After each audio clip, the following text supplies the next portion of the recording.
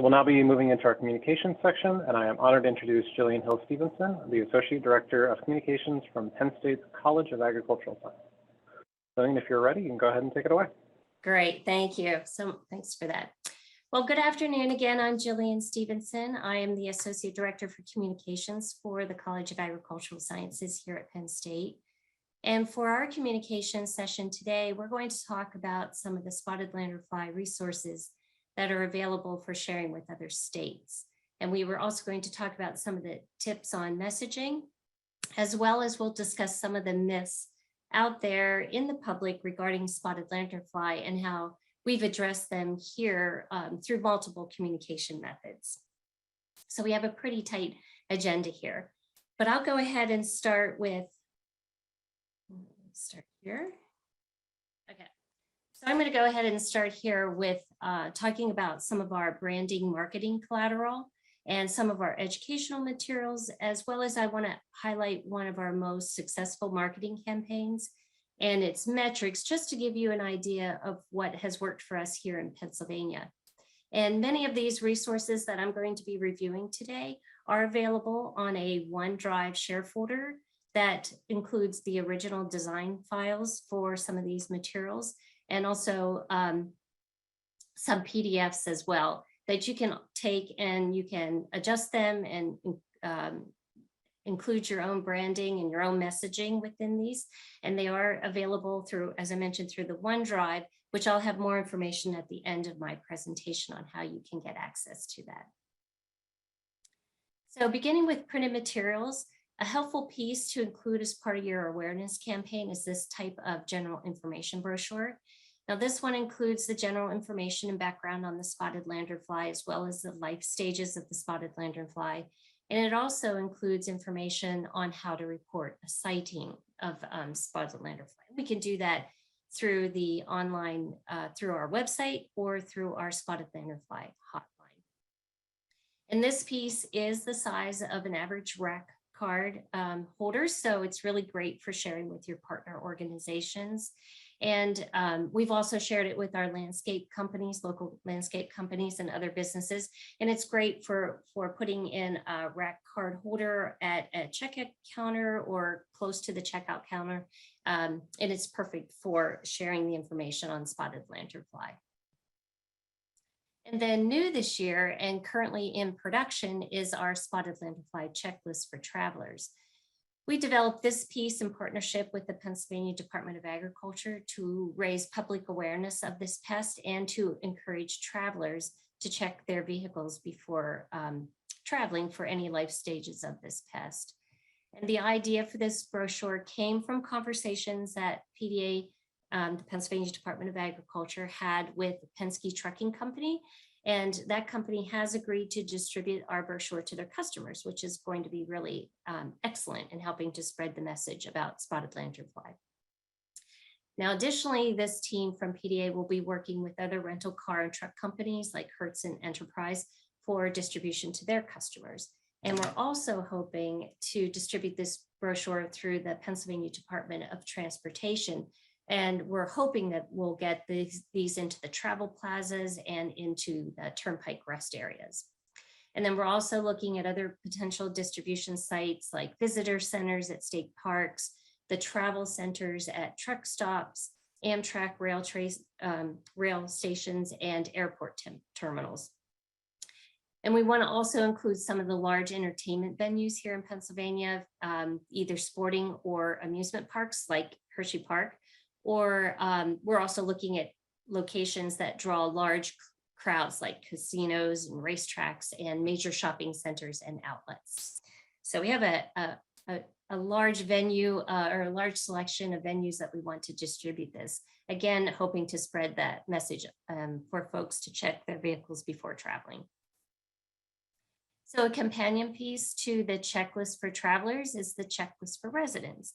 Now, this piece focuses more on outdoor items such as grills and camping equipment and other yard and garden items, and that should be checked before moving in or out of the quarantine area. And this particular piece is distributed through our extension office, as well as through the Pennsylvania Department of Agriculture and USDA regional offices, and at our fairs and exhibits and other outreach activities. And next we have another very useful marketing piece, and we use this quite a bit. This is our scraper card, used for scraping egg masses, and it's the size of a credit card. And we've learned that keeping the content short and simple and directing the audiences to our website for more information is the best way to go for this limited space that we have available on this particular card. Now, these are easy for people to just slip into their pocket or into their wallet and to keep handy. So it's really great in that format. And we have distributed tens of thousands of these at all of our outreach activities and programming. And the bonus on this one is that they're not very expensive to produce. So they're good to hand out in volume. And another popular piece has been our weatherproof poster for displaying in public places such as trailheads, in park kiosks, in campgrounds and playgrounds, and turnpike welcome centers. And we've learned over the years that to capture the attention of the audience in what is a very competitive and busy communications environment, especially these days, the stronger the message, the better works here. And we've used words such as threat and destroy and invader, and they do tend to capture attention. However, as the pest infestation grows in specific areas, and for us, that's been Philadelphia the last few years, we've heard from our extension educators that we need a less alarming message. And specifically, we've heard from our educators that people are using propane torches or BB guns or power washers, or they're overusing insecticides to kill this pest. And so this has led us to tone down our message just a bit. And we did that with this marketing piece. So this particular piece is our do's and don'ts, and it's an 8.5 by 11 poster. And the message on this is don't panic, the spotted lanternfly won't bite, it won't sting or attack your house. And we also address in this piece the overuse of insecticides or the use of home remedies. And another message we promote on this piece is to use a raised guard if you're using a sticky band trap. And this is to avoid bycatch, because this was another ongoing public concern. And we did see quite a bit of this concern coming up in our social media.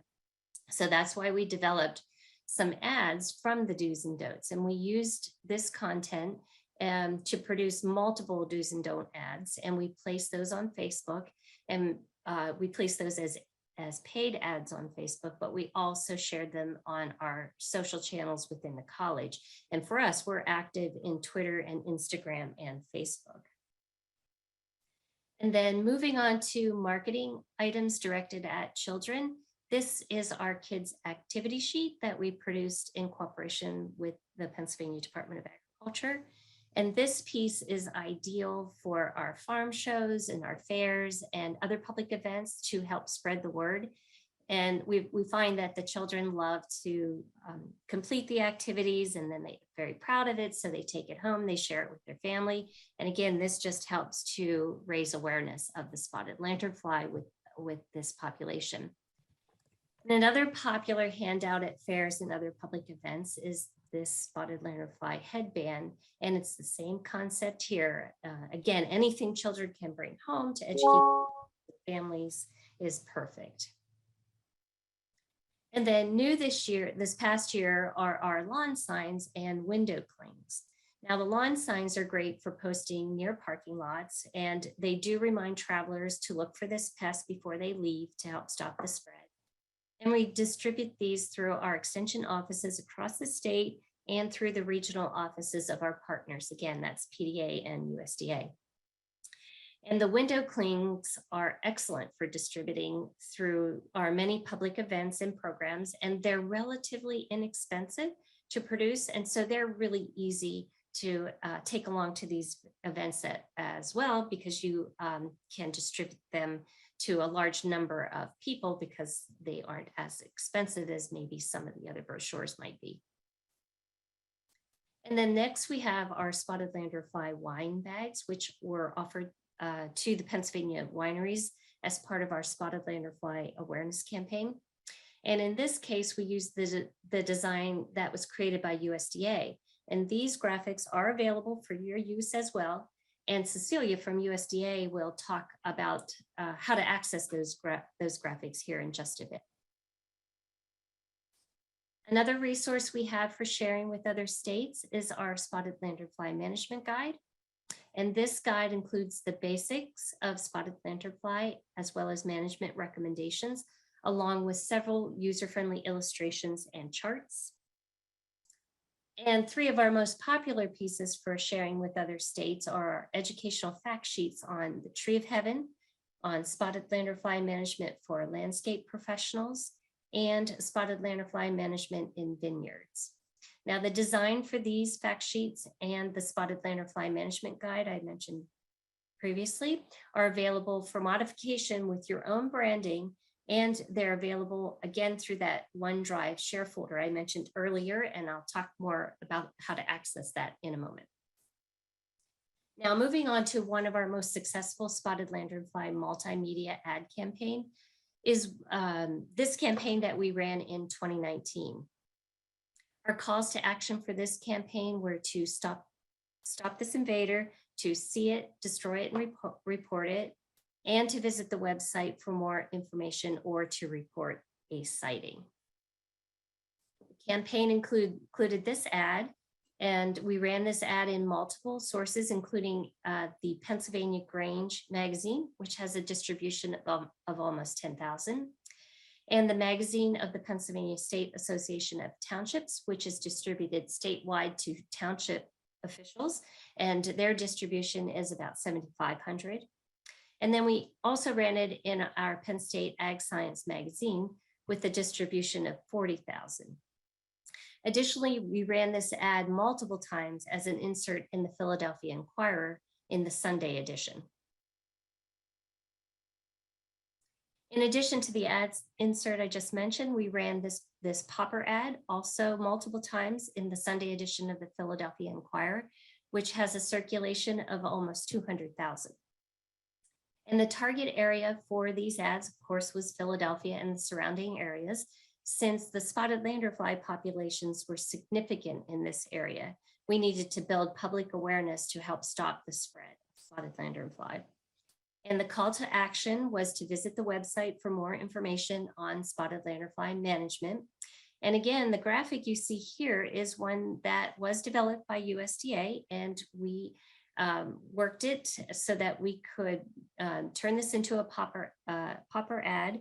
And again, you'll learn more information on how you also can access some of these graphics. So then, building on our print ads, we worked with the Pennsylvania Transit Authority to place 25 poster ads within 15 of the highest traffic stations within Philadelphia and just northwest of the city, which ran July through October.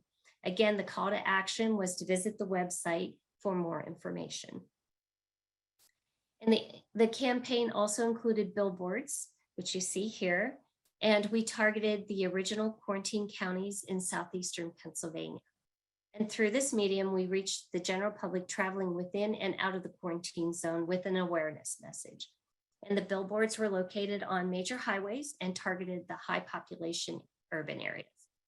And these billboards were done through Lamar Advertising, which does operate across the US, and we've given permission to Lamar to use this billboard design to work with other states. So if you are interested in using billboards for your awareness campaigns, you can work with Lamar to tailor this design and use your own state's branding. And also this design, we used this last year for our billboard buys, and it's also available for sharing if you're interested. Also, as part of the ad campaign, we did run 3 30-second radio ads, which aired statewide from June through September. And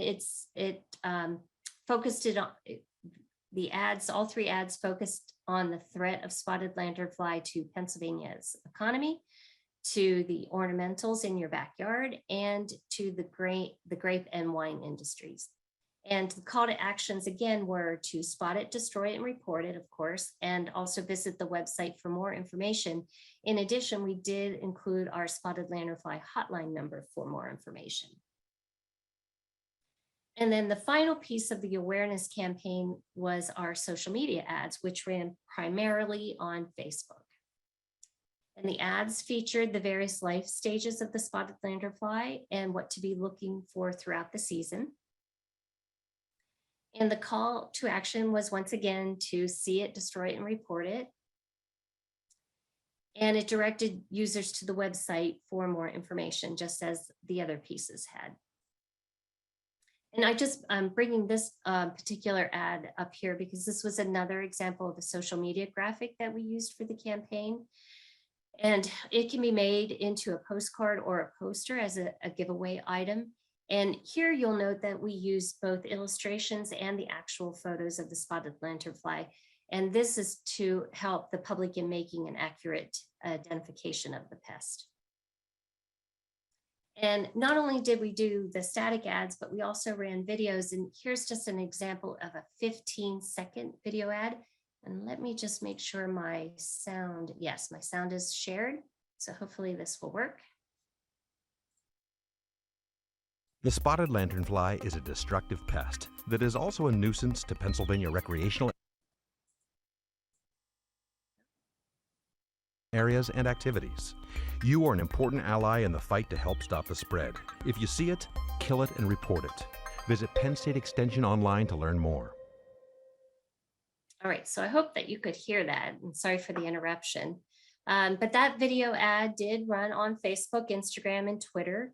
And analytics do show that videos certainly work better in engaging your audience. And for us, we did find that this ad garnered more click-throughs to our website. So that was good for us.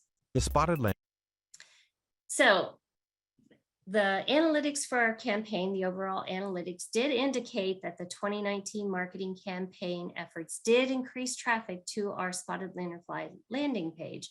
And we had more than a 200% increase in traffic from the year before. So that was really great for us. We felt that the campaign was very successful. So I do encourage you, an important tip would be to make sure that you are tracking and your analytics so that you can gauge how well you are meeting your communications and marketing goals. So that is definitely a tip we wanted to share there.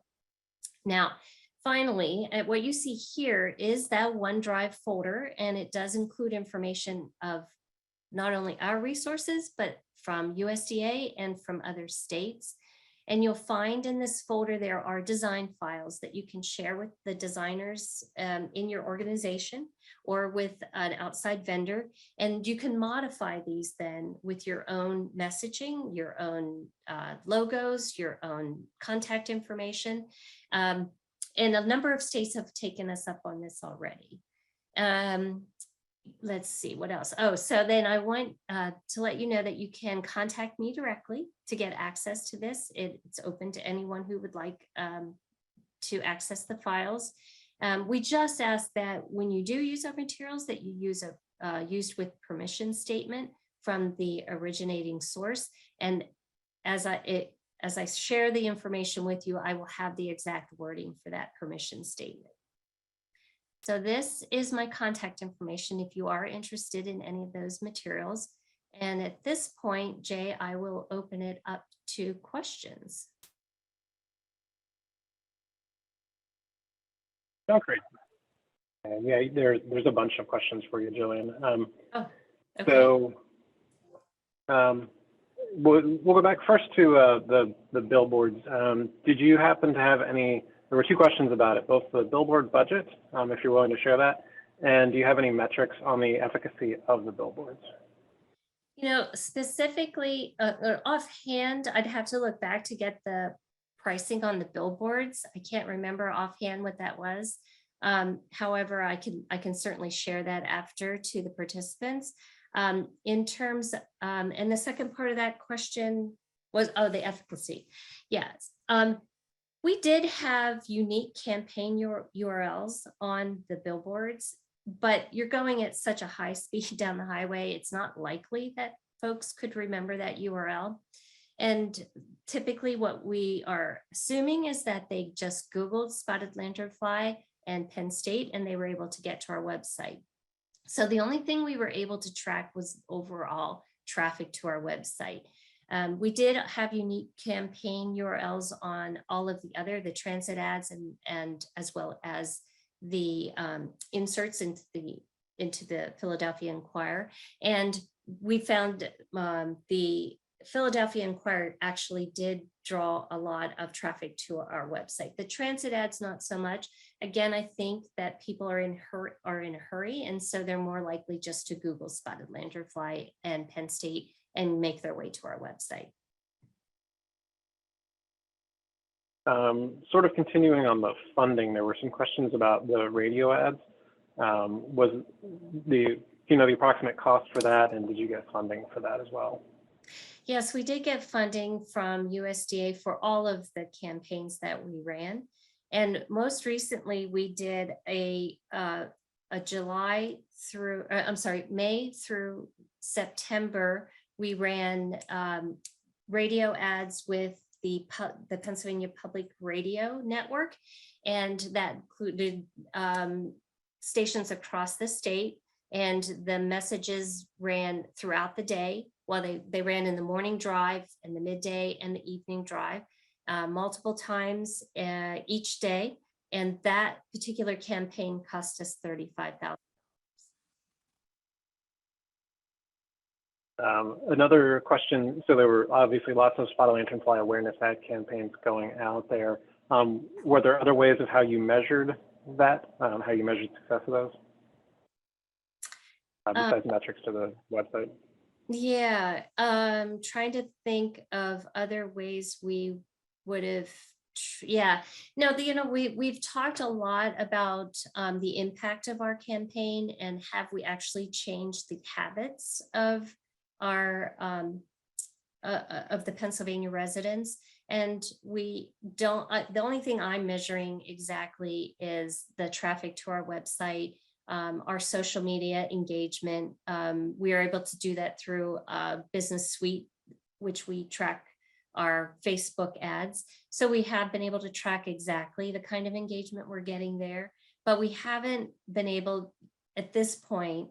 We're just now talking about that with our extension educators about actually surveying Pennsylvania residents on how they've changed their behaviors. That is something we have not done at this point, but it is something that we have investigated with our extension office to try to do something like that.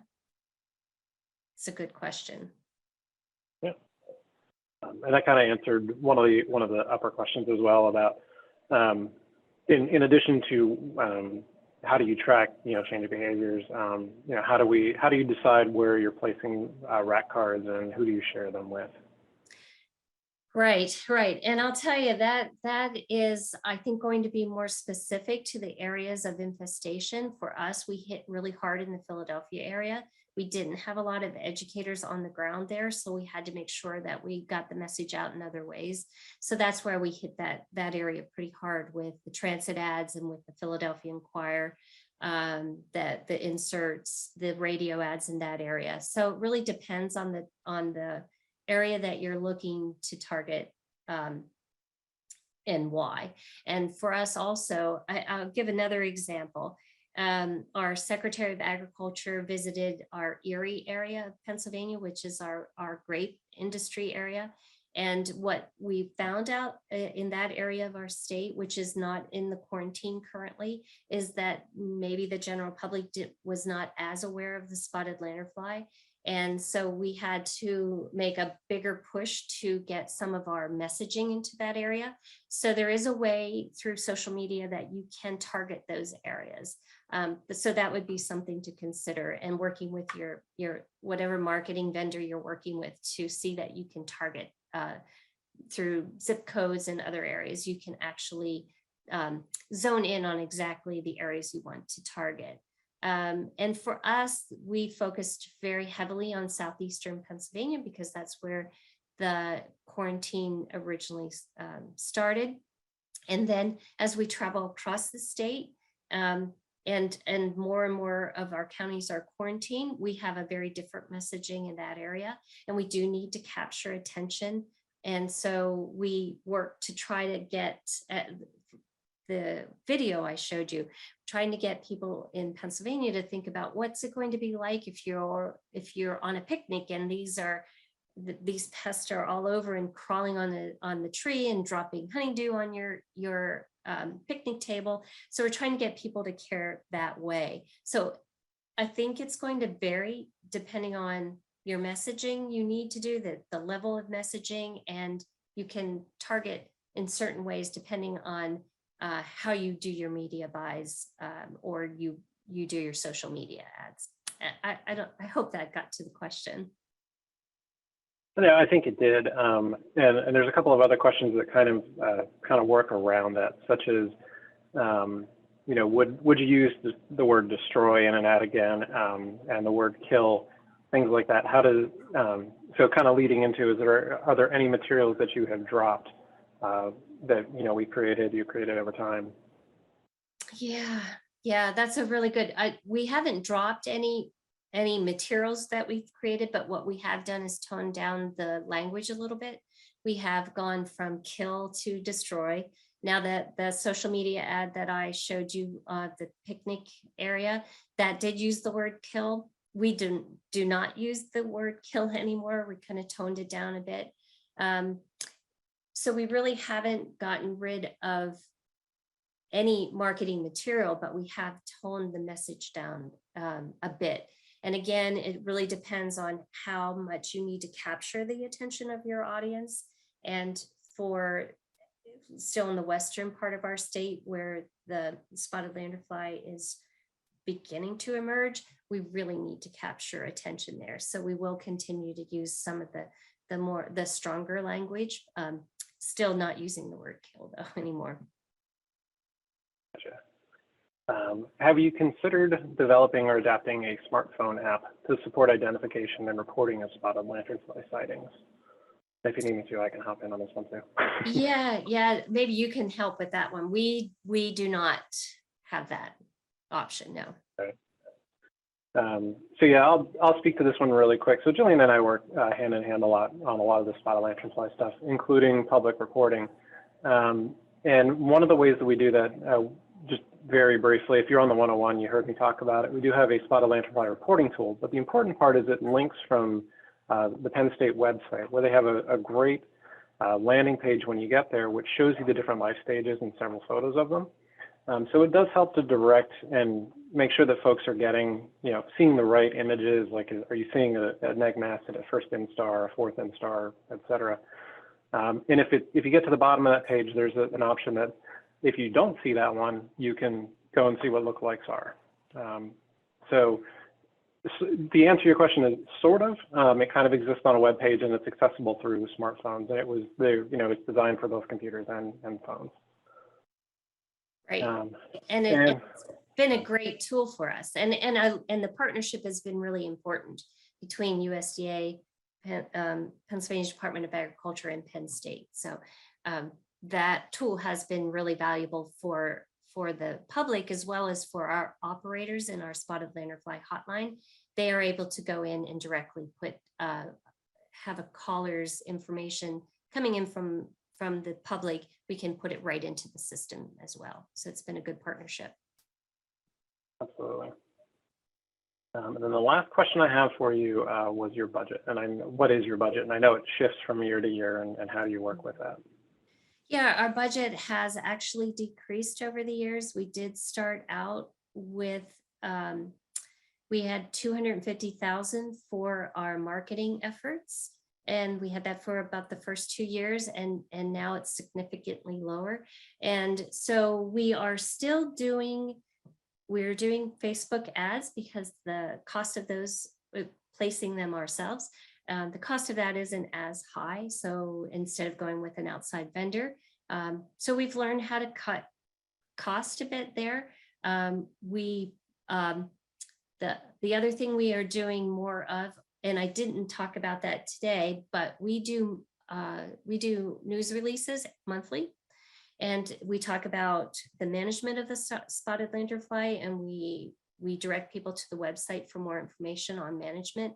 We also talk about the research that's going on. We talk about the partnership we have with PDA and USDA. We do multiple stories throughout the year, and we track those through a platform called Meltwater, and we're able to track how much pickup and how much coverage we get out there across the country and around the world. So we're doing more. We're picking up our efforts a little bit more in areas that are already part of our organization and part of our process here at Penn State. So yeah, as the money goes down, certainly as the funding levels off a bit, we do have to pull back somewhat. Perfect sense. So that is all the questions. The only one, there's one in the chat, specific polls, and yeah, I think we kind of answered that. So I think we're in good shape there. Nancy did share out your email address for folks to reach you about the OneDrive. So expect some responses on that, and I will turn it back to you. Excellent, thank you. Thanks to everyone for your time as well. I appreciate that. And I'm happy to talk more individually and provide more budget numbers for some of our campaigns. And so please feel free to reach out to me. And now, next on our list here of speakers is Chris Logue from the New York State Department of Ag and Markets, and he's going to talk about messaging. So I will turn it over to you, Chris. Okay, great. Thank you so much, Jillian. Appreciate the introduction, and as always, appreciate your comments. Before I jump into my presentation and my talking points here this afternoon, I did want to just take a minute to first off thank the group for asking me to come and speak with you today about messaging. I think one of the things that's really been a bright spot around spotted lanternfly is the level of cooperation among the states and the federal agencies, and certainly that's something we've tried to encourage a great deal here in New York. But in particular, very appreciative of Pennsylvania Department of Agriculture and Penn State, and allowing the other states access to the materials that have been developed. You know, we often talk about reinventing the wheel.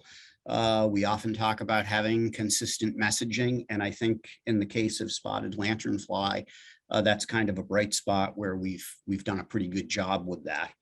The other thing I just wanted to mention really quickly is that you know, all of this work that we do around pest detection, pest response, invasive species, whatever sort of background that you approach it from, this can be really humbling work. You know, Mother Nature is a little bit of a tough taskmaster. You're going to get curveballs thrown at you. But again, I think another bright spot is, you know, we just spent yesterday and this morning hearing a little bit about the research that's going on. And I think the research efforts really are informing our future solutions to the spotted lanternfly problem. So thanks to all the researchers who've shared their information here over the past day or so as well. So to start out with, I'm going to just talk a little bit about a little bit of the history of spotted lanternfly here in New York, so you folks get a little sense of what our situation is. One of our regional supervisors, Frank Puccello, will be giving a more detailed background on the current situation tomorrow afternoon. So I'm not going to get into the details of the maps and all that type of thing. This is really a much higher level view of things. But you know, we've been watching spotted lanternfly since my good friend Dana Rhodes picked up the phone and talked with me back in 2014. And talked to the other members of the Eastern Plant Board about what was going on with spotted lanternfly in Pennsylvania. And we put a lot of things in place with truck inspections and such that we've talked about in previous years.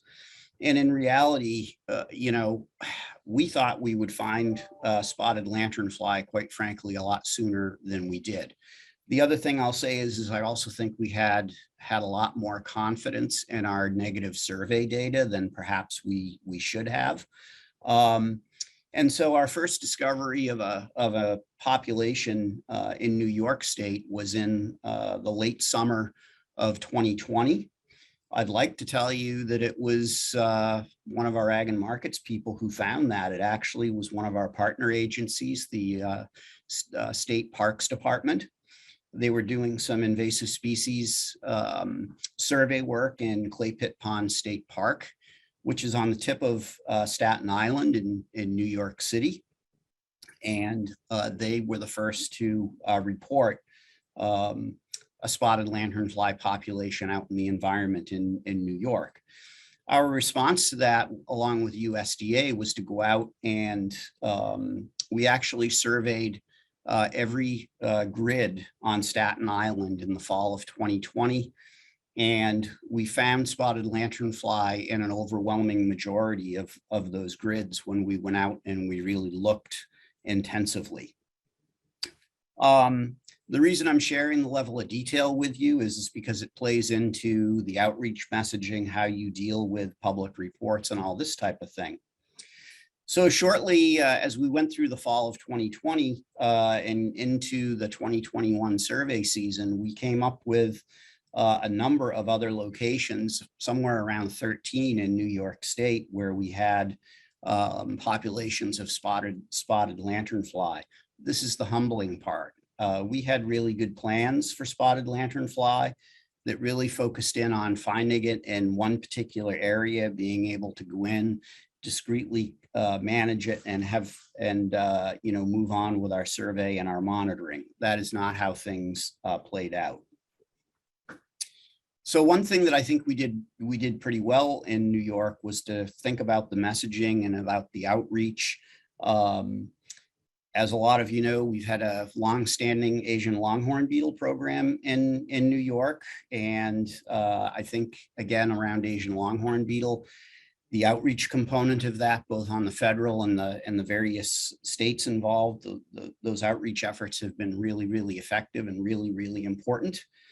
But one of the things on Asian longhorn beetle outreach is that, when the public has called us up and said, hey, we found an Asian longhorn beetle, it's a very, very small percentage of the time where the member of the general public has that identification right. I'm guessing probably less than 5% of the time. The majority of the time, in particular, upstate, when we get a report like that, typically you have somebody reporting pine sawyer, click beetle, something along those lines. And of course, we take all of those reports very seriously and go out and investigate them, collect a sample if possible. But the majority of the time on that particular pest, those reports are not all that accurate. Early on with spotted lanternfly, because of its appearance, we really came to the conclusion that this was a invasive species that really lent itself to outreach messaging for the public, and that despite our efforts to do a lot of survey and monitoring and look at the regulatory approaches, that it very likely would be the general public that discovered this in New York State and reported it to us.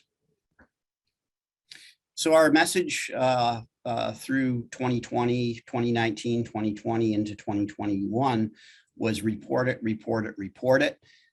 We actually set up a reporting tool, and this was really, again, I have to give a lot of credit to the advice that Pennsylvania gave us, which was that if you use a phone line, an 800 number, what have you, anticipate being overwhelmed with calls at some point along the line. And so we heeded that advice. And again, very, very good advice. We put together a template that's based off of ArcGIS online, and we're happy to share that. I can connect folks with the staff person that worked on that as well. And basically it's a web page. You can go in, you can fill out, who you are, you can upload a picture to it, and then submit it. And that worked really, really well through 2020. So now I'll fast forward a little bit and get to the meat of the story here. So we fast forward to the late summer, early fall of 2021, and really what happened, and I've described this a couple of different ways. This was kind of, if you've ever been at the beach and the big wave comes and breaks over you and knocks you down, it's kind of like the spotted lanternfly wave breaking over us.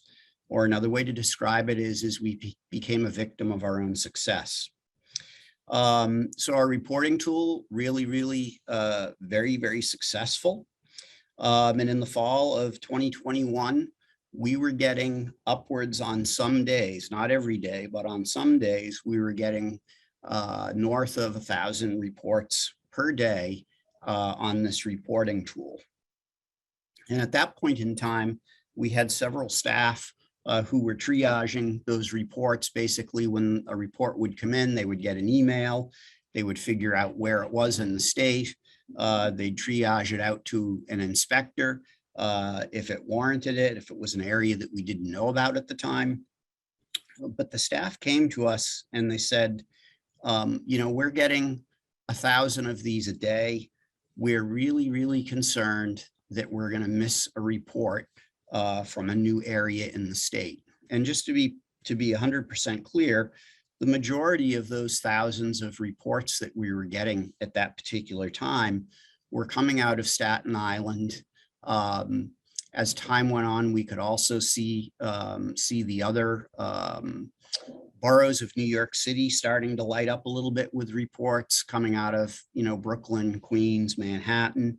And in particular with Staten Island, you know, we knew it was there.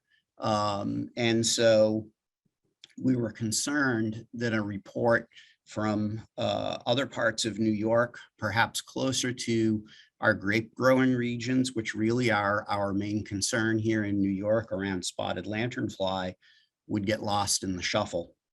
So we did a couple of things in response to that. We had the staff person who put together the reporting tool go back in, take a look at it and see what kinds of tools we had to automate some of the responses. Because early on, one of the things that I was really adamant about was that if somebody took the time to report this to us, we should respond to them, and we should you know, frankly, acknowledge that they had taken the time to report it. Became apparent that we just didn't have the staff to do that. So we had the gentleman who had designed the reporting tool go back in. He had done some things with Microsoft Power Automate with some of our HR type stuff here in the division, and had really developed a little bit of an expertise with Power Automate and how to generate an automatic response, and also how to put some of these messages or reports into different buckets so that we could triage them a little bit more efficiently. So, you know, the point here is that the technology piece, which is, you know, sometimes a little bit daunting, and I'll be the first to say that, you know, for me, the technology piece is, as I get further and further into my career, a little bit more daunting, and certainly a little harder for me to keep up with than earlier on in my career. So that's kind of what we did with the reporting piece as far as trying to automate it. At the same time that we were getting all of these reports in from areas where we already knew that spotted lanternfly existed, we also were getting 7 to 10 media inquiries per day. And so to give you a sense of, you know, size and scale of the agency here, you know, we're a relatively small agency. We've got, we have 3 people in our public information office. One of those individuals covers the New York State Fair, which happens to coincide, the dates of the state fair coincide with spotted lanternfly adult emergence in the southern parts of New York State. And so the PIOs were really being a little bit overwhelmed with the media inquiries as well. And then, you know, from the subject matter perspective, there's probably 3 or 4 of us that the PIOs are comfortable putting out there for an interview or what have you with the press or with the television news. And so that information inquiry from the media was also really pulling a lot of resources away from other things. So what we did at this point was we went and we had conversations with our public information officers, and we brought in some of the staff, some of the managers from the field, discussed the problem, and some of the questions we asked were, first off, is the message to report, is that message still appropriate for the whole state? And what we came up with was, yes, certainly for certain areas of the state where we had not yet found spotted lanternfly, that was still a very, very appropriate message. We did not want to alienate the public or the people who were reporting from other parts of the state, like Staten Island or the other New York City boroughs. But we thought about, how do we adjust the message based upon geographic location? How do we gently indicate to people in parts of the state where spotted lanternfly is perhaps endemic, your call to action is no longer to report it. What could we tell them? And so what we did at that point was to sort of shift the message, if you will. And I'll be the first to say I did not anticipate having to shift the message mid-season. Again, going back to the humbling comment at the beginning, not only is this sort of, biologically humbling, but also humbling from the standpoint of having to shift your plans, even from the outreach perspective. And so we shifted the message for folks in the New York City area to, to the destroy it or kill it or swat it message. And to Jillian's point earlier, we did get some reactions on Facebook and some other places with regard to that change in message. It was not necessarily anybody feeling as though that it was wrong to destroy spotted lanternfly. I think in some cases it was a little bit of frustration, in particular on Staten Island, because the numbers were really hard.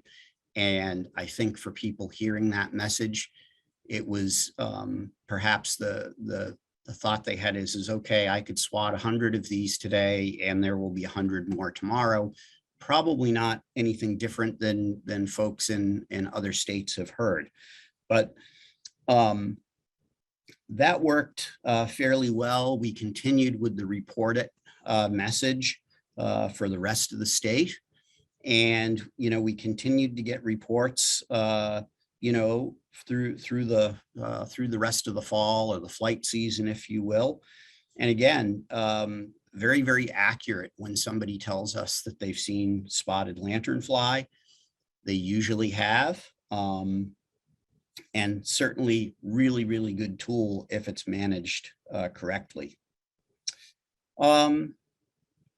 So the other thing that I wanted to talk a little bit about here too is just how do you be a little bit more proactive with the media? And so the majority of the media inquiries that we were getting started out coming out of the New York City metro area. But then as, people monitor Google News or what have you, and they see these stories about spotted lanternfly, then we were getting them from other places around the state. And as I said, we were getting, 7 to 10 of these a week, which if you figure that each of those takes even a half an hour of actual time interacting with the media, and maybe a half an hour of preparation time, that's a huge time sink. And then the other really important point is that over a week's time, depending upon how your surveyors are working, how many surveyors you have out in the field, how quickly you can analyze public reports coming in, your information on a particular area can change drastically. So if you're interviewed on a Monday and then you're interviewed on a Friday, you don't necessarily want to have that story be totally different. You want to try to control that message. This can go sideways very, very easily. So we did something that we actually had not done in this agency before. I think something that several other New York State agencies have done with respect to high profile incidents that are going on at a particular time or over time. And that was to set up basically a media briefing. So we set up a WebEx and, set aside an hour, advertise that very widely to the print media as well as the television media around the state. The PIOs generally have a really good sense of who these different outlets are. We required them to pre-register, so we knew ahead of time who was going to be on. And then basically they set me up in a conference room behind the camera, and just on a very conversational basis with a couple of slides with some maps and a couple of URLs. I went through and basically did a press briefing, and we took questions in the chat, sort of like what we're doing here today. And so by doing that, I was able to get the message out about, okay, New York City, it's manage it, control it, squish it, what have you. Upstate, grape growing regions, it's report it, report it, report it. Long Island, eastern end of Long Island, where we have another wine producing region, report it, report it, report it. At the time we did this, we didn't have any discoveries of it on Long Island. And so I think I went on that particular conversation about 40 minutes or so, and covered all the background, the history, all of the background questions that frankly every reporter, whether they're from the TV news or from a newspaper, is going to ask you. And of course, we know that in particular with TV, you might spend a half an hour talking with the reporter. You might get, 45, 50 seconds, maybe a minute of actual on-air time. So, recording that presentation was really, really useful. So from that point forward through the fall of 2021, every media inquiry that came into our public information office was directed to the URL for the recording of the press briefing, where I covered all of the general questions. I went through, not in detail, but kind of gave a thumbnail sketch of what we were finding and what the messages were around the state. And I think once we did that media briefing, I think I maybe only did 1 or 2 interviews after that, freed up a lot of time for me. And also, like I started out with, it really goes a long way towards controlling the message. I think one of the things that sometimes, public information officer, for them to be comfortable with you going on, they need to know how you're going to react to questions. And I think, frankly, our PIOs probably were kind of looking a little bit and at myself and a couple of others in the division.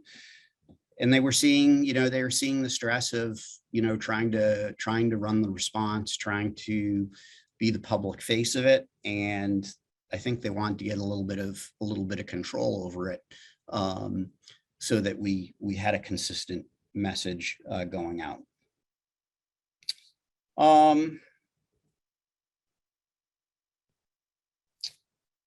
Forgive me for just a second. What else did I want to cover here?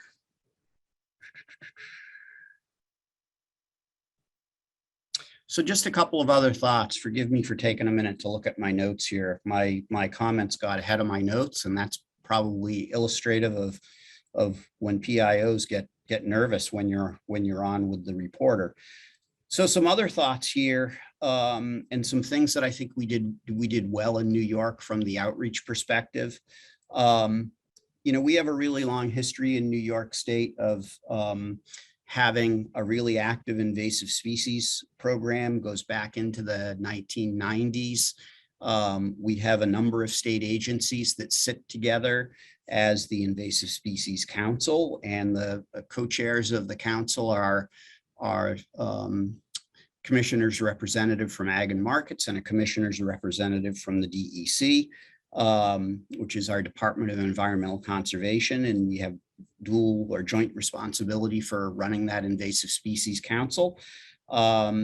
The folks over at DEC also have a lot of responsibilities for forest pests, aquatic invasive species, and the like. So a lot of history in New York and a lot of relationships among the state agencies. And so we've been able to leverage those relationships with our spotted lanternfly response.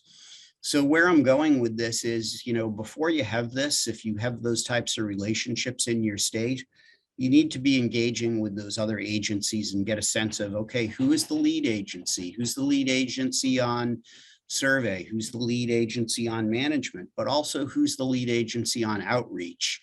And how are you going to engage your partner agencies? How are you going to engage your extension system in your state? And again, I shouldn't leave Cornell out of the conversation or the presentation here. Cornell, they've hosted this webinar this year as well as last year, and several folks on campus have been, as well as out in field locations, have been great cooperators on spotted lanternfly. Engage all of those partners, because you are going to need all of those partners. This is not something that you are going to be in a position to respond to alone, no matter what your response is, whether your response and your goal is management, or perhaps you're a state in one of the more outlying areas. Maybe you still have a goal of eradication. So all of those things are really, really important to work them out ahead of time. Typically the agency that in New York, in addition to us, that will get some of these invasive species reports is our DEC. And we have a really great partnership with them. And typically we know ahead of time who's doing what. So, they do oak wilt, we do spotted lanternfly. They're looking at beech leaf disease. We're looking at box tree moth. So we figure this stuff out ahead of time so that we do have a good, consistent message with the public. So I also want to challenge you with a couple of other things here for you to think about. And these are the School of Hard Knocks lessons that I think, all of the states that have gone before shared with me. I share it with those of you that don't have it yet. You really need to be thinking about how your outreach message influences the expectations of the public, of your political leaders, and of other agencies in your state. And so, like it or not, when you do outreach around any of these types of things, there are going to be expectations generated from it. I'll give you an example. Coming out of Staten Island, when the numbers got really high as far as spotted lanternfly was concerned in the fall of 2021, we had a lot of people who said, "Hey, we reported this. When are you coming to treat? What are you going to do about this?" And we had to think a little bit about how we answered those questions. The other thing that we did build into a lot of our messaging was, what are the safe ways to manage this? And Jillian talked a little bit about this, and certainly, coming out of a long career in extension, I know what people are prone to do when they're under stress and they have an insect issue. I've heard a lot of those stories over the years about the blow torches and the BB guns and that type of thing. So we tried to get that information out there as well. The other thing I'll just leave you with here is really you need to be prepared to shift the message. Think about what the next iteration of the public message is. We really weren't thinking about that last year until we were very much overwhelmed with the reports. I think the public has been very appreciative of what has been done in New York by USDA as well as by the agency. I think they understand the challenges of it.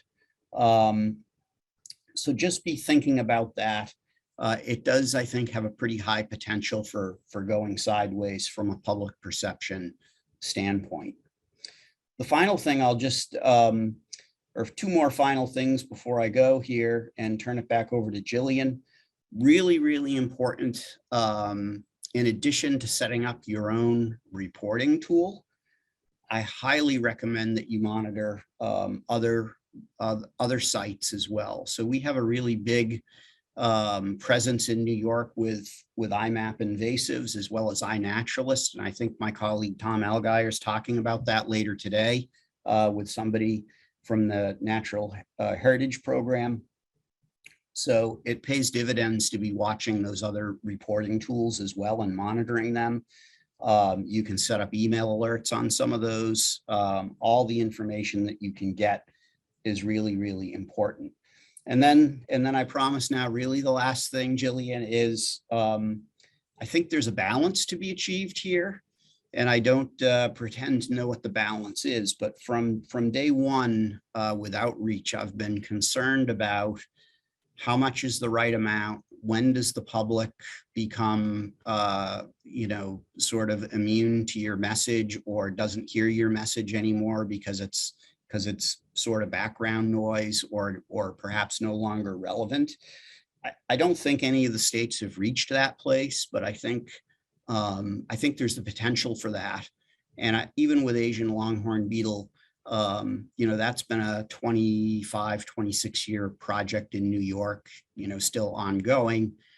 And so it ebbs and flows as far as how receptive the public is to that message. So just be aware of that piece as well.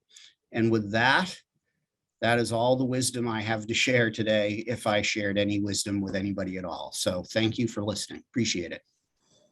Thanks, Chris. I'll tell you, we have so much we can learn from each other. And I've got a page full of notes here, and I really appreciate all that you've shared.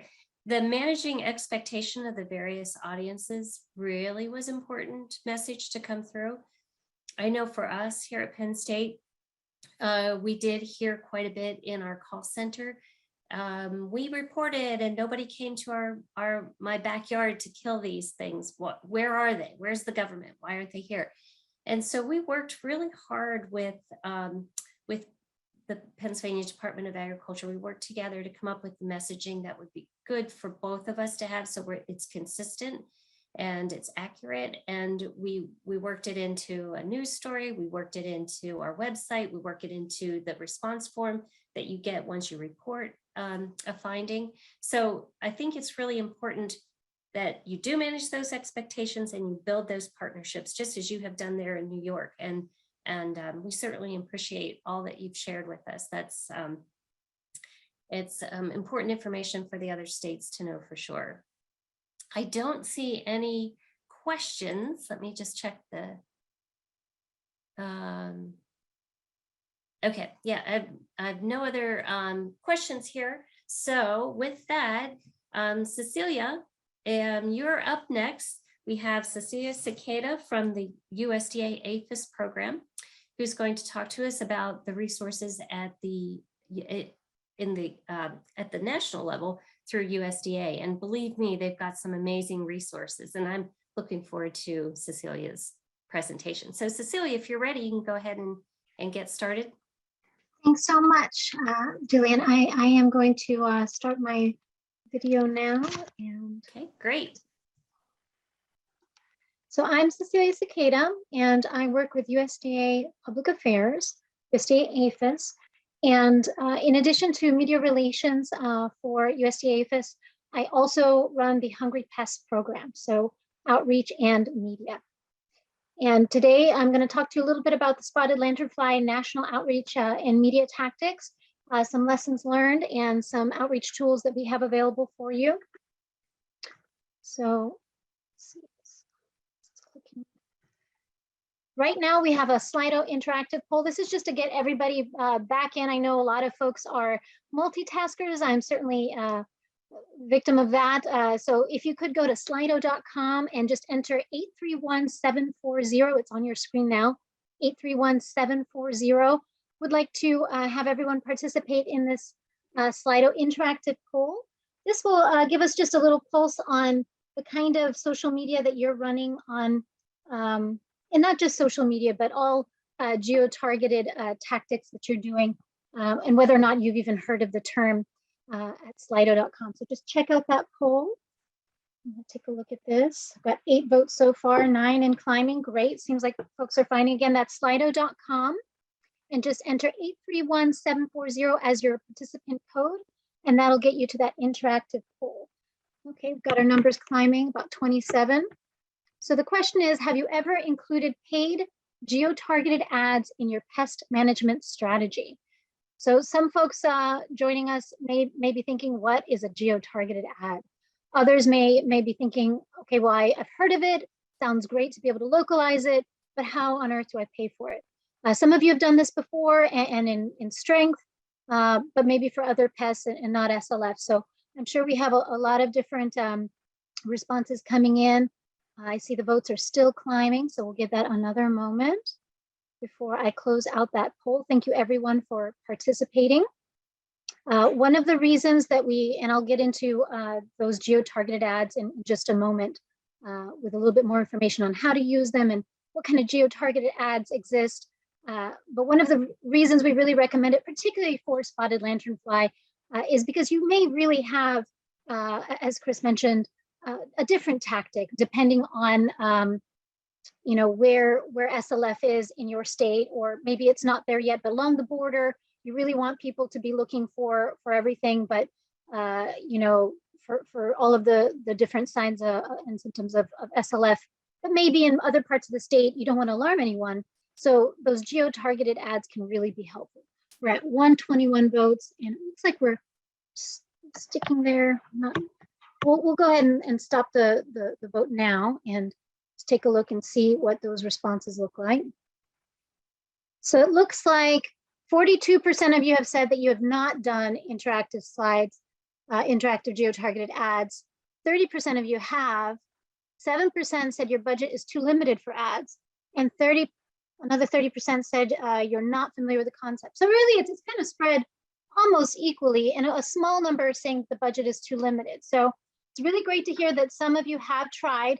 A majority of you haven't or are unfamiliar. So this is a great opportunity to share some of those tactics with you.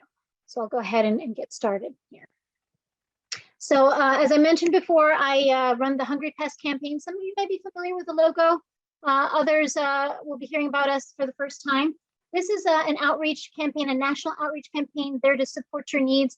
We demonstrate the top hungry pests, economically devastating pests at this webpage, which is on the APHIS website. It is a microsite, so that .com does redirect to an APHIS page.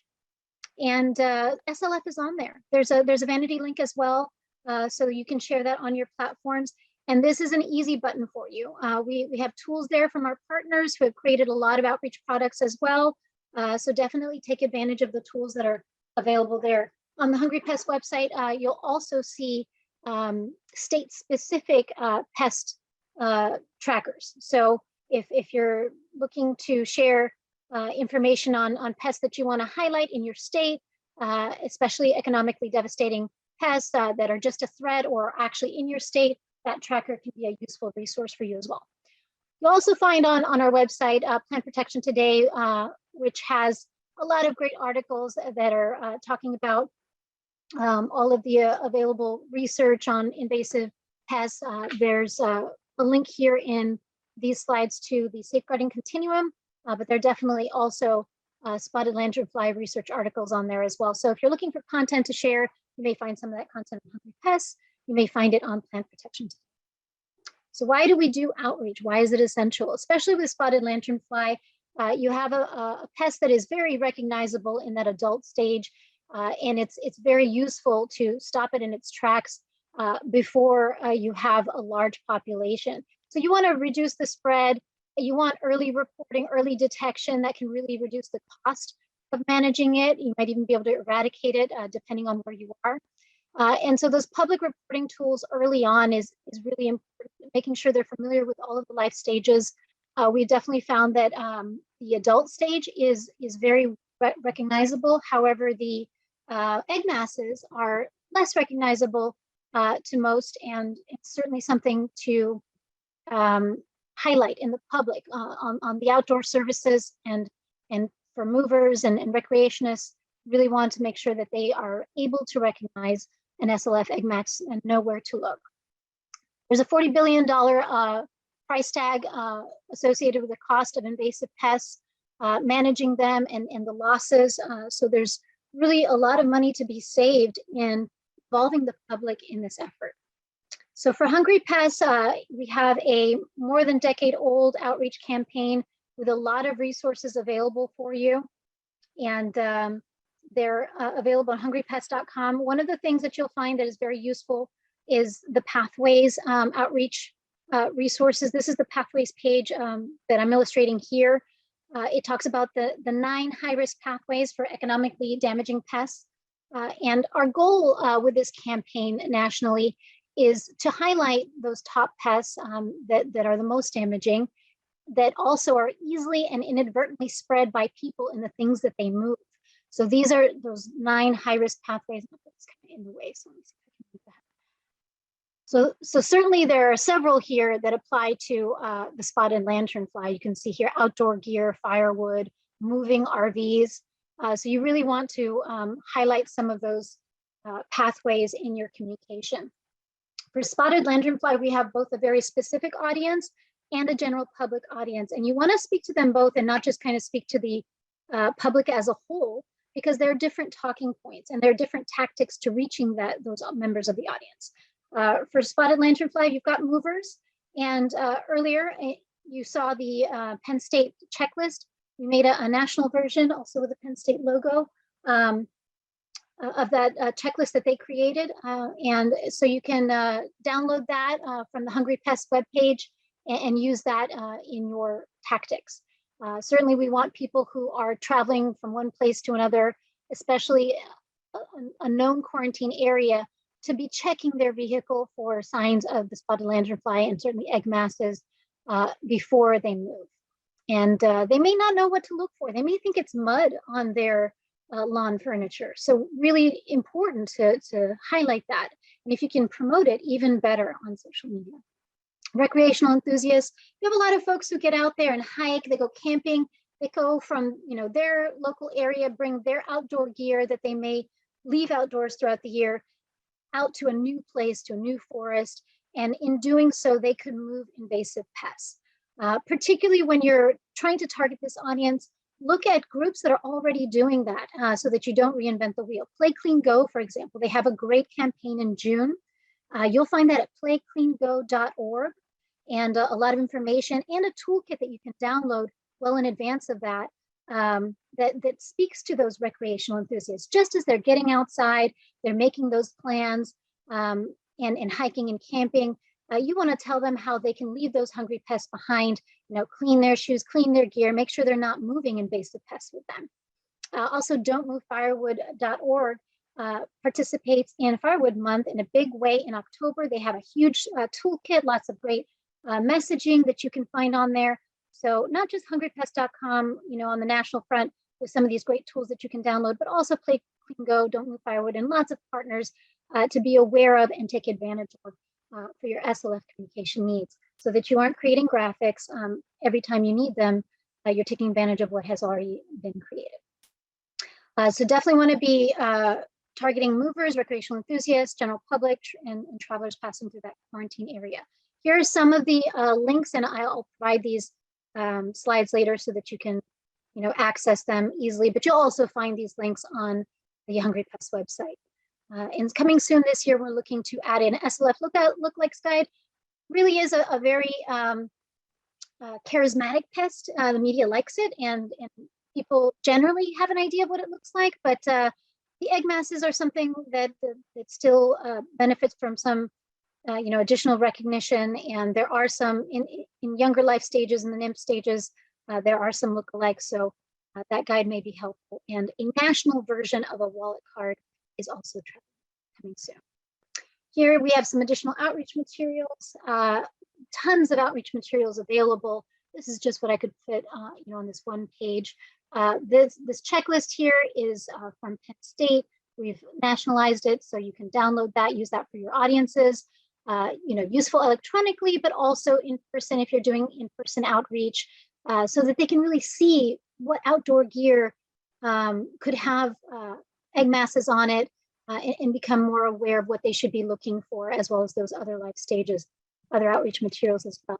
And you may be able to download this through our online WISE publication request form, but if you can't, you can request outreach materials that way, but if they're not available, or you need a lot more than you can ask for through that request process, then definitely reach out to me and I can send you the electronic versions, please. Other outreach materials: pest alerts, English and Spanish, stickers, temporary tattoos, and there's that publications webpage again. All of these graphics are available. So if you see something anywhere on the APHIS page that you want for spotted lanternfly, just let me know. I would make contact for that. We can also get you the native files so that you can add some local contact information if that would be helpful. Here's the SLF business landing website, also on hungrypests.com.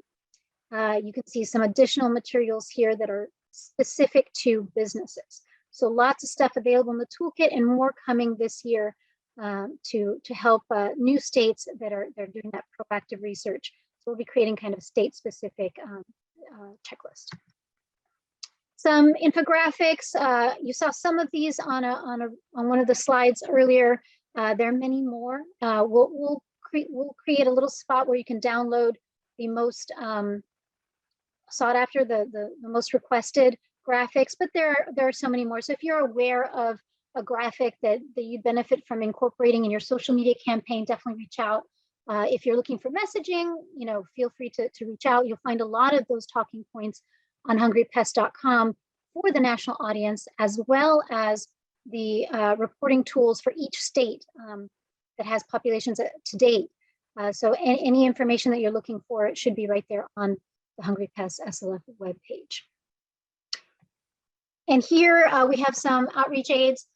It's really important when you're doing outreach in public that you don't measure your success in terms of handouts that you've given to the public.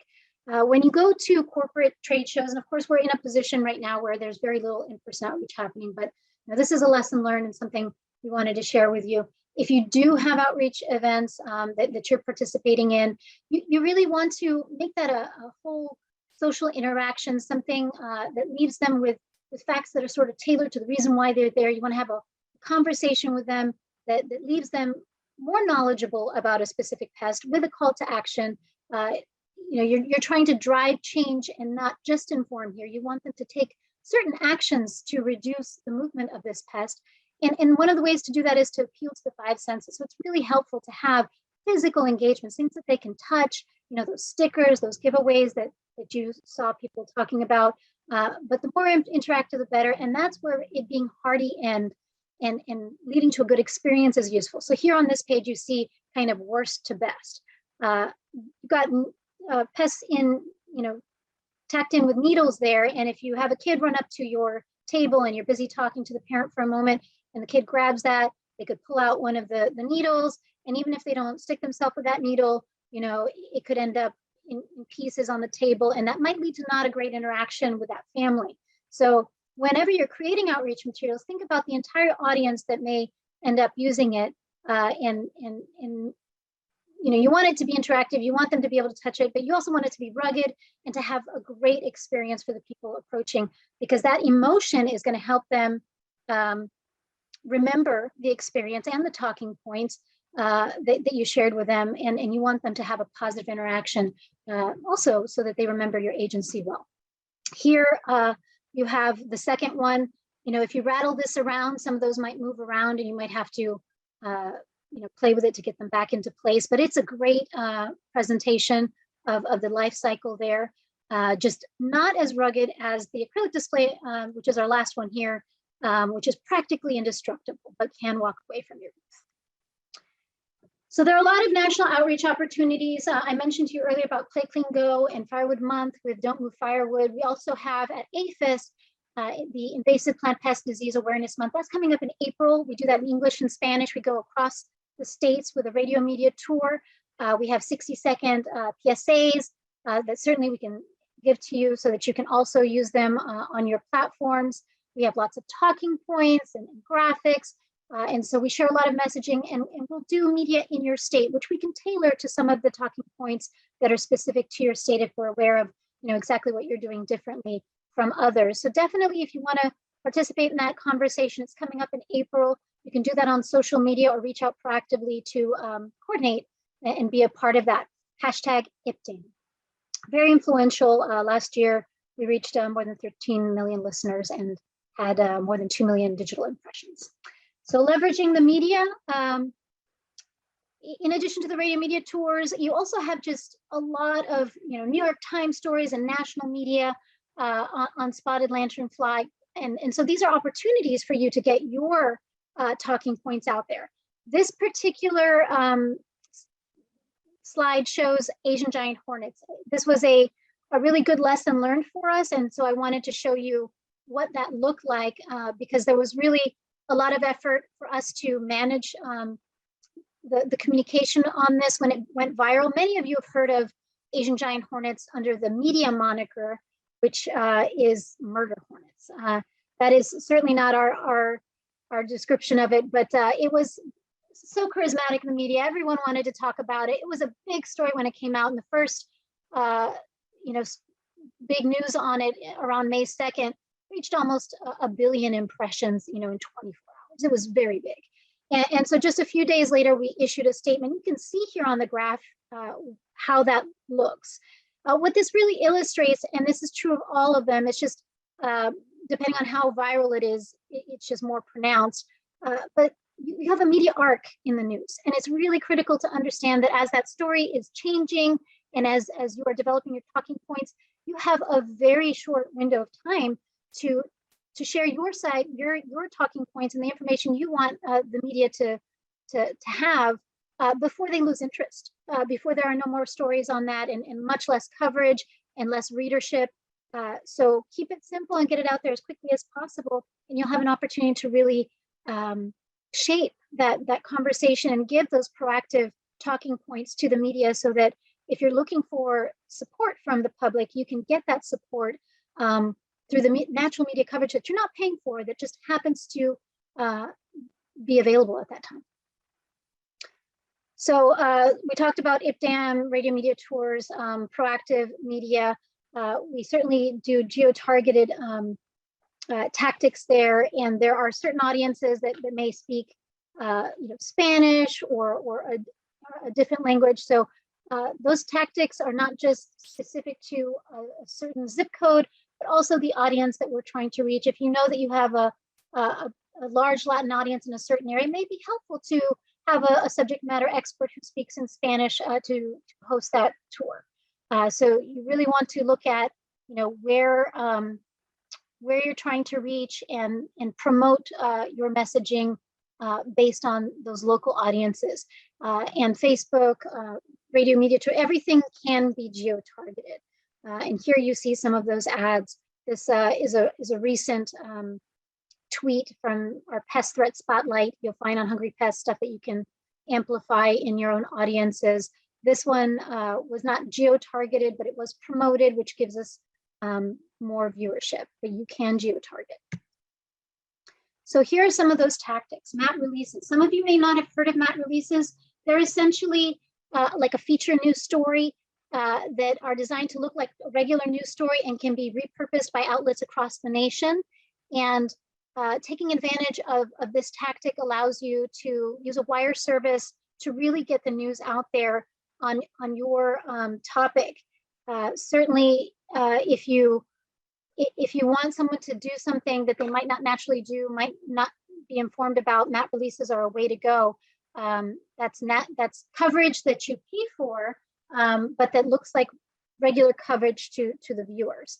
But it's designed to elicit a certain type of action. Google Display Network, that's also a geo-targeted tactic. Google has a large network where they can show ads. They can do that to people who are naturally following gardening magazines online, or maybe they're moving. So they can show it to a specific type of group, and they can also geo-target it to specific zip codes. It does not require people to search for a specific word, which is very helpful. Search engine marketing does. So for Google Display Network, you don't need a very informed audience, and for SEO, you do. Search engine or SEM, you do need people to be looking for whatever keywords that you have honed in on. And then Facebook and Twitter, as well as many other social media platforms, we use Facebook and Twitter at APHIS, have the ability to inform based on a specific zip code, certain demographics, lots of ability to tailor that messaging. Media framing is also very important. There is a Wisconsin Sea Grant study that shows you how to do that, what performs the best. This one was on zebra mussels, and they did it on Facebook. What they showed in their study was that certainly there are some topics that gather a lot of attention but have unintended consequences, and then there are those that really perform very well. We always say as communicators, show, don't tell, and this really demonstrated that that works. Science led for this media framing. The very best outcome was with the zebra mussels impact fisheries and recreation. It showed people why they should care about this and what harm these invasive pests did. So that one did very well. And so did the invasion and the nativist theme, but those had unintended consequences. The least impactful for the money put behind these ads were the hitchhikers and the protector themes that you see here. And we're constantly talking about hitchhikers and protecting natural landscapes. So this is a useful study to reference when you're creating your communications. If you're looking to do a story with APHIS, definitely reach out in advance, coordinate early so that we can provide a quote. If you're looking for just some insight, we could do that more quickly, but if you're looking for joint outreach, the earlier the better. And as I mentioned earlier, we can share native files with you if you want to localize content that we've already created. For quotes and statistics, I'm your main POC for spotted lanternfly. We do have a public affairs specialist for trade. Her name is Lucero Hernandez, and our supervisor is Suzanne Bond. I'm also the POC for hungry pests. Do we have any questions in the audience? Yes, thanks for that, Cecilia. That was incredible. I did a number of screenshots now, so I can reference these for later. So thank you. Always learning new things from you. So thank you. I appreciate that. There is a question here, and someone wants to know, does USDA have a supply of the acrylic mounts to distribute to states for outreach? It's a very good question. We don't at this time. But that's the kind of thing, and I imagine that a majority of the people in this group have heard of PPA 7721, Plant Protection Act funding. There's Goal 5 outreach funding out there. And if you have something that you really want to create, and you were one of the people who responded to that Slido poll saying that you just don't have the funds for it, you might consider putting a request to have funding for that sort of tactic. We don't have acrylic displays that we can lend out. Our outreach team does have some Riker mounts that they make available to our state plant health directors for certain events. Spotted lanternfly, the middle one that you saw was a Riker mount actually from our group of Riker mounts. So it may be possible, depending on available resources. It all goes to ask early and we'll see what we can do. But best way forward is see what resources are available to create what you need for your state. And of course, there's a lot of competition for those funds, but it can't hurt to apply for what you need. And that will open up in the summer, the next PPA funding for next fiscal year. Any other questions? I do have another question regarding this. For the acrylics, do you have a vendor that you used for that you might be able to share for? That one is something that was just purchased. I didn't use a vendor. We have contractors that we work with, but that isn't their particular area of expertise. SLF is a little bit harder to put into, resin, but I have created my own pest displays easily with resin, a little catalyst. And so I think it is something that, you could sort of DIY in your own group with maybe some interns if you had what you need, the pest, the different life stages. I have information on how I've done that with other pests, but it is harder with pests that have wings. So that's, okay. Well, that's good to know too. We have a lot of the Riker mounts that we've put together over the years, and I have shared some of those with other states when we have them available, but they take some time and effort to put together, obviously. There are a couple of questions coming in. When we're done here, could you please share the link for the APHIS materials in the chat? Maybe is that the hungrypest.com or?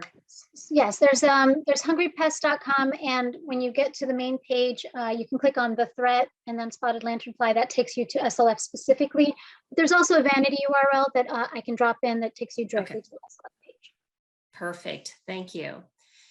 And then for the two of us, have you found that media outlets will offer ad space for a lower public interest type announcement, or would, for example, a state Vintner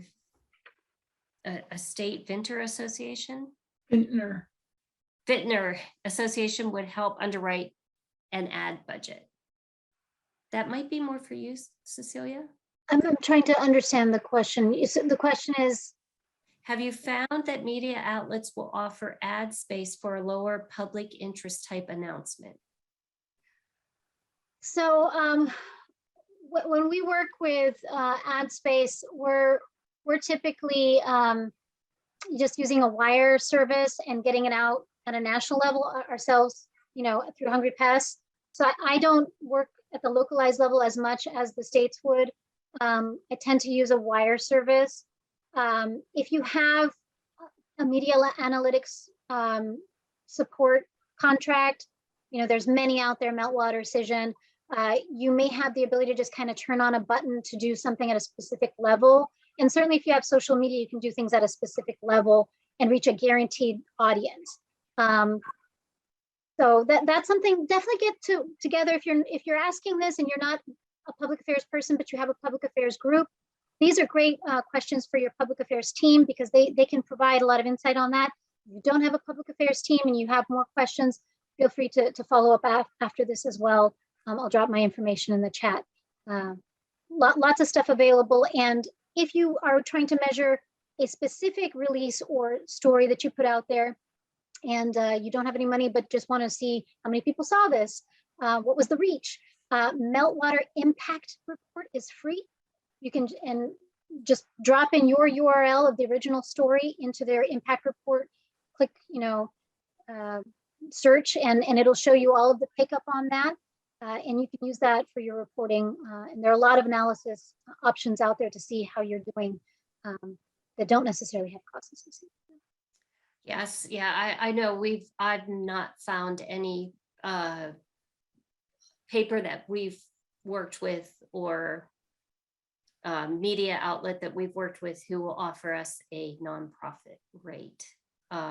So I've not found any. But you can develop a media list, a local media list in relationships with reporters.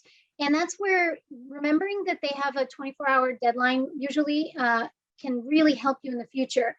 You answer their questions when they're on deadline, you save their phone number and their email address, you have a nice interaction with them. Then when you need them, you can pitch a story.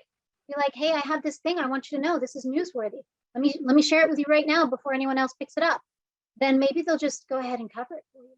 So yeah, we've had lots of success that way. That actually has worked well for us to get our stories placed or pitching to an editorial board for someone from your organization to do an editorial for the paper. That's worked well too.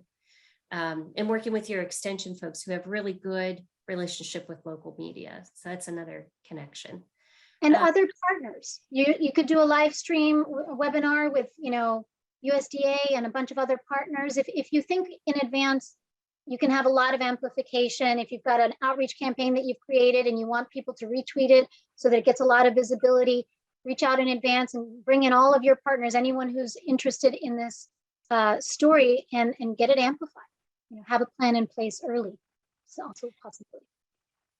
So let's check to see if we have any other questions. I think we've gotten all of them.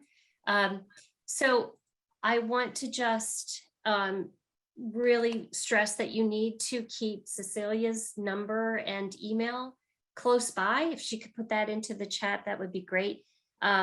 She's a great resource, and she, as she mentioned, she can share original files with you so that you can tailor for your specific state your information and your branding information. So that's excellent. Excellent to have her name handy. Next, I'm excited to announce that we have one of our own, Amy Duke, who is a writer for our news team here in the College of Agricultural Sciences. So Amy, I will turn it over to you. Okay, let me see here. Share my screen. Let's see. I have the slideshow. Okay. Let's see if I can end the slideshow. Where am I going at here?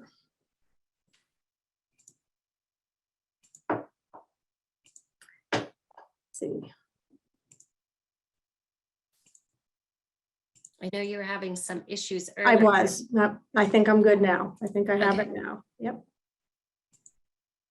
There you go. Cool. Let's see here. Okay, so from the beginning. Let's get it back here. I got it. Bear with me here. We're good. All right. We have time, so you're good. All right. Let's see here. So we're seeing your desktop. I thought so, yeah. I don't know why, but let's see here. We did see your presentation. There we go. Oh, wait. Oh my goodness. Okay, the screen share. Okay, let's see here. Share screen. And let's see, I'll go back to my, go back here. And I see that Cecilia just put in her contact information. So for everybody who needs that in the chat, Okay. it's there. So are we good now? Can you see that? No, we're not seeing Oh, anything. no. Okay. And show, okay. Share. Aha, now it's starting. Okay, now I'm going to put it in presenter mode. Mm-hmm. Right here. Yes. There. Perfect. Okay. I apologize for that. So that's what happens whenever I try to do more than one monitor. So, well, thank you for having me today. And as Jillian said, my name is Amy Duke, and I'm a public relations specialist with Penn State's College of Agricultural Sciences. And my work involves writing press releases and other messaging about the spotted lanternfly. And so for my presentation today, I'm going to discuss our media outreach to debunk public misconceptions about the spotted lanternfly. So before I talk about that, I want to refer to Jillian's earlier presentation and talk a little bit about the spotted lanternfly communication strategy that was developed. So in the spring of 2018, a communication strategy was created by our college and the USDA and the Pennsylvania Departments of Agriculture. And the strategy aims to raise awareness of the spotted lanternfly and its threat to Pennsylvania's economy and the environment. And so our key messaging focuses on awareness, identification and reporting, management practices, prevention of transport of eggs and insects, and permitting requirements, just to name several of the topics that we've covered. And so you might want to know how issues are identified. Well, we rely on our partner organizations, it's researchers, staff, educators, or through our social media channels. And examples include concern for spotted lanternflies on Christmas trees, expansion of the quarantine zone, and bycatch on sticky bands. And so we developed talking points for all three organizations to field media requests and public questions. And additional communication strategies include a spotted lanternfly website. We have a call center. We've also had social media campaigns. We've developed fact sheets. As Jillian mentioned earlier, we have outdoor radio and print advertising, and we have a spotted lanternfly newsletter. And these communications efforts help us to keep issues from escalating and also help us manage public opinion.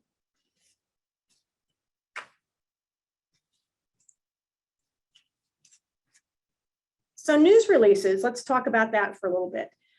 News releases are an important tool that we use to inform and educate the public. And in the past 4 years, our college's news team has written and distributed more than 50 news releases about the spotted lanternfly. And the topics originate from our faculty, extension educators, and working partners who all keep us informed about research findings, management techniques, and other topics that are trending. So in addition to statewide media placements, you can find these news stories on Penn State News, as well as the Penn State Extension website. And here you'll see a couple of our stories. We've covered topics including how to create traps, stopping the spread, and of course, research updates. And you'll see here, Julie's featured with Heather Leach in one of the stories we wrote a year or so ago. So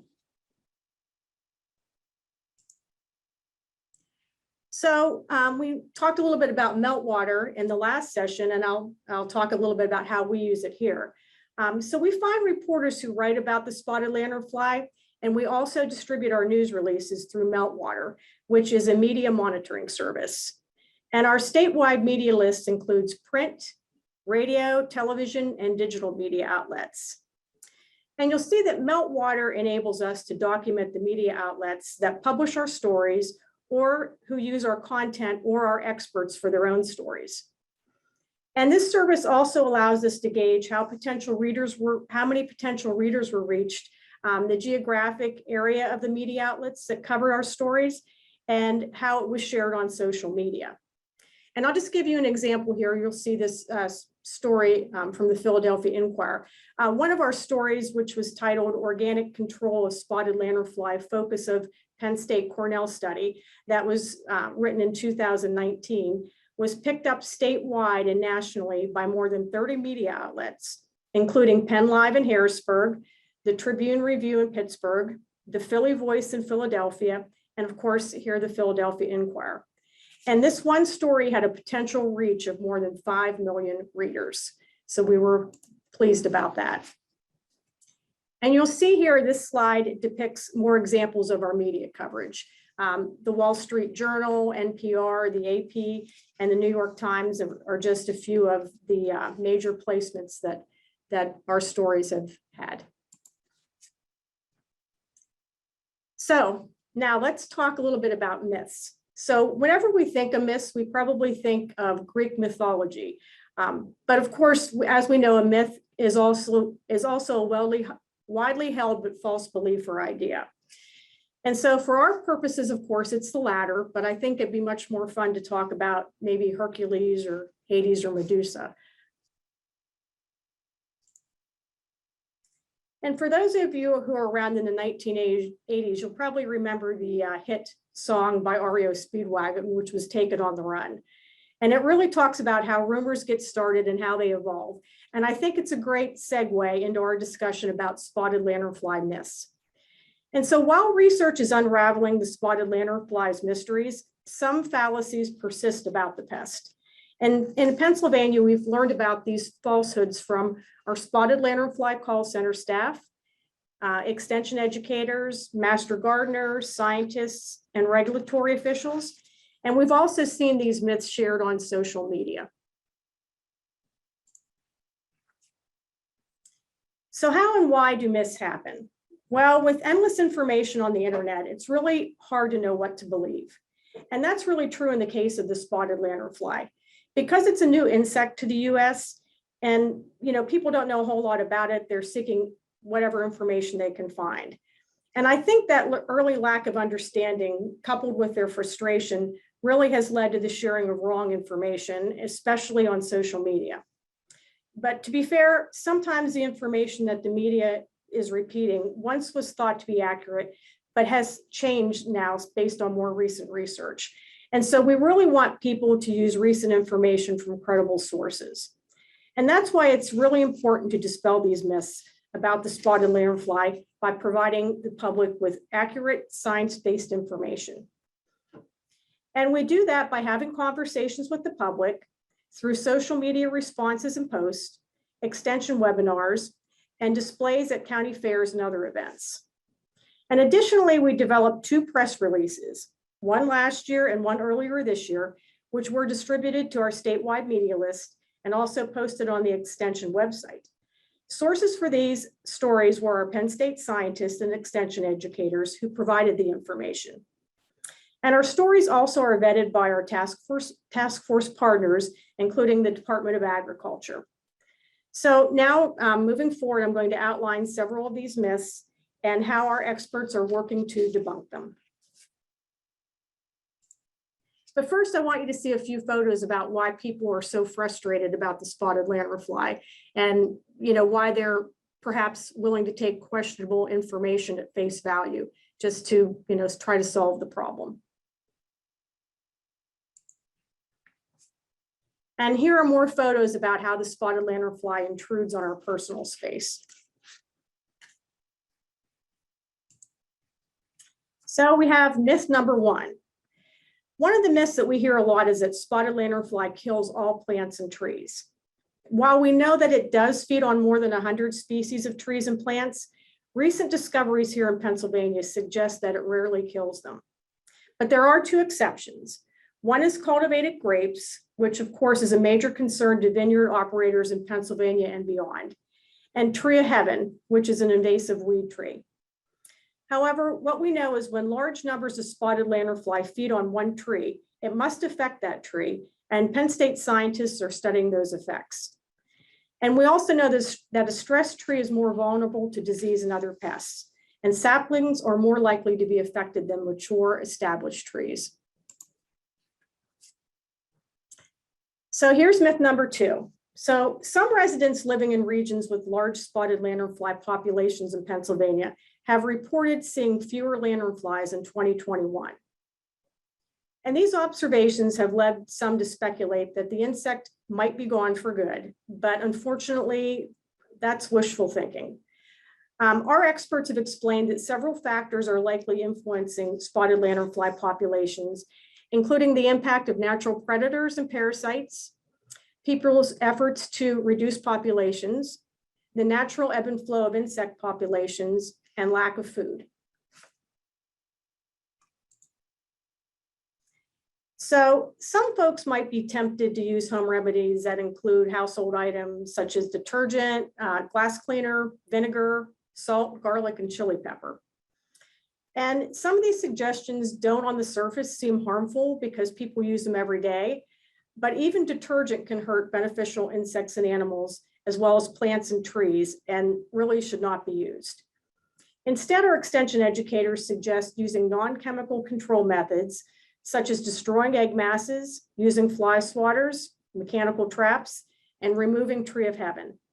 And for residents who choose chemical control, we do recommend using a registered insecticide, researching the pros and cons, and hiring professionals. And every situation is different, so no one method will work for everyone. Remember, all insecticides prevent safety risks, so people must use caution when using these products.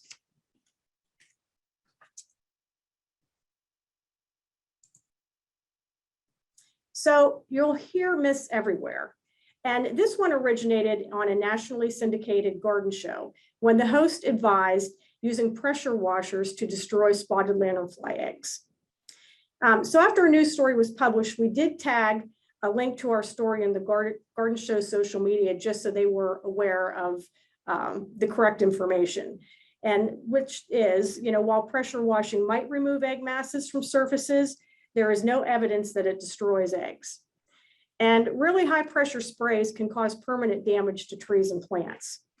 And so the most effective way to destroy egg masses is to scrape them off using a plastic card or a putty knife.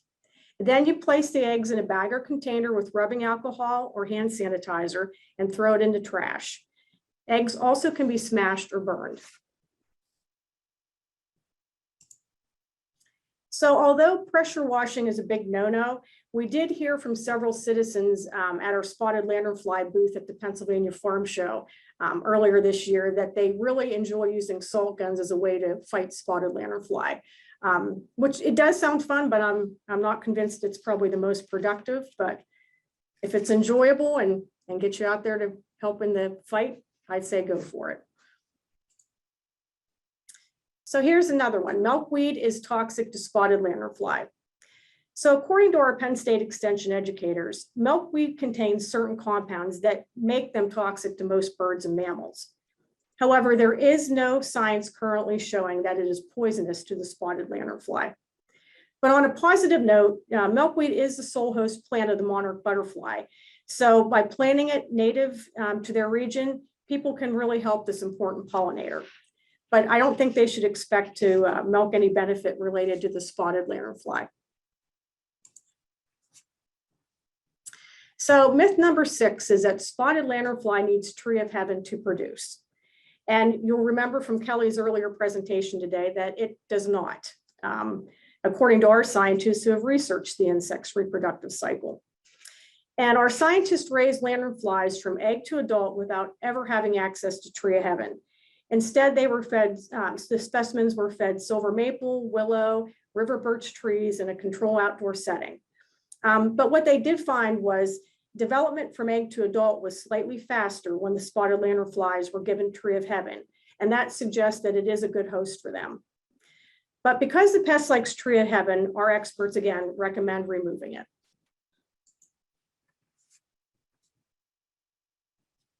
So we have our media mentions here. So I'm sorry, I think I lost went too much forward here. Let's go back. There we go. I thought I hit it too fast. So here's our last myth. It's myth number 7, and it's spotted lanternflies are harmful to humans, pets, livestock, and structures. And so spotted lanternflies are not known to bite, sting, or attack people, pets, or livestock, according to our experts. And while social media posts suggest that the insect might be toxic to animals, there currently is no evidence to support that claim. Some tests have been done, and to our knowledge, spotted lanternflies do not harbor cantharidin, a harmful substance that is present in some insects. However, more research is needed, but in the meantime, it's really important to make sure that your pets don't eat any insect, including the spotted lanternfly. And while the spotted lanternfly does not cause damage to buildings, it does leave behind a honeydew, which promotes the growth of sooty mold. And this combination does create a mess. It attracts other insects and renders outdoor areas unusable. So now we're on the media mentions of our press release. So our most recent myth article actually generated 15 media placements so far, and we will release the story again in the height of spotted lanternfly season as a reminder to citizens. Currently, we've had a reach of 1.5 million potential readers, and we've had notable placements in Lancaster Farming. We have WHYY in Philadelphia, and we also have WSKG Radio in South Central New York State. So those are just some examples of the media pickup we had on our last story. And of course, news releases are just one way to educate citizens about the spotted lanternfly. And as the saying goes, it really does take a village. And it's important for all of us on the front lines to speak with those who are seeking information. And as I mentioned earlier, there are several ways that we can get the word out, the correct information to people, including social media ad campaigns, a spotted lanternfly management guide, the Penn State Extension Spotted Lanternfly website, extension articles and webinars, and conversations with people. Our message to the public is, how can you slow the spread of the spotted lanternfly by using responsible methods? Well, first, it's important to stay informed on the latest research and management tools. And one way to do this is by visiting our website, which you'll see is listed here. And this website also has downloadable resources for citizens and businesses on managing the spotted lanternfly. So it's really a one-stop shop for a lot of information about spotted lanternfly. And additionally, our website has helpful fact sheets to keep both the industry and residents informed of the latest management options. A few examples are shown here. I mean, we have management in vineyards, we have tree of heaven, spotted lanternfly management for residents. So whatever your question about spotted lanternfly, we probably likely have a fact sheet for that. And in an environment where there are many sources coming at you with information, it's really important that you can turn to Penn State Extension to provide the science-based information you can trust.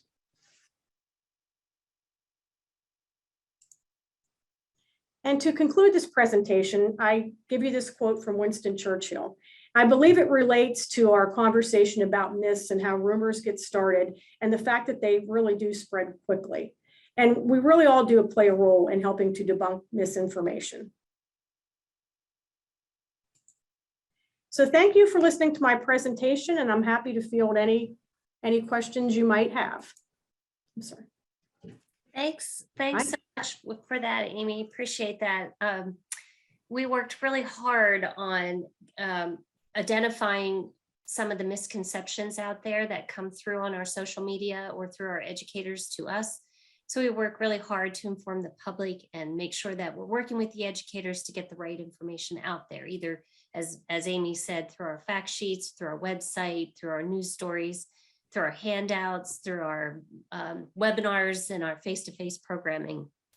And Cecilia made a good point when you have to approach this in many ways, because you have learners who it just takes a different method to reach all the different types of learners. So I appreciate you outlining that, Amy. And one question we do have, or a request, is, and maybe you can do this over the break, but they're asking to please list the 7 myths again. So maybe if you can just do a little rundown of what those are, and maybe a link to the news story, so that folks can have a copy of that.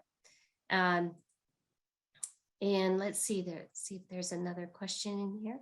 I'm not seeing any other questions. So I think, Jay, we can maybe break a little earlier and give folks a little extra time to catch up on their emails that they might have been missing. Unless you have any questions for us.